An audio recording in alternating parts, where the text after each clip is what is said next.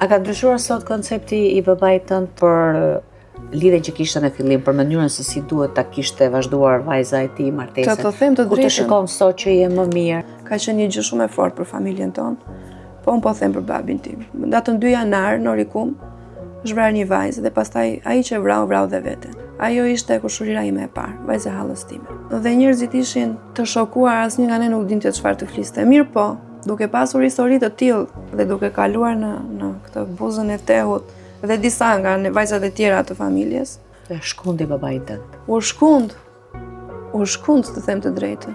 E i mori të gjitha mundimet, edhe me këtë na dha mësim dhe ne të tjerëve mbrapa. Në farë mënyrë po ave fajin domethënë edhe njerëzve të afërt të cilët nuk e bën mjaftueshëm detyrën e tyre morale për ta bërë përballë një bie, përballë një bashkëshortje, përballë një gruaje. Nuk e bën. Unë e kam familjarin time, nuk e bën. Mendoj që mbështetja e familjes është kyçi, ajo është e para.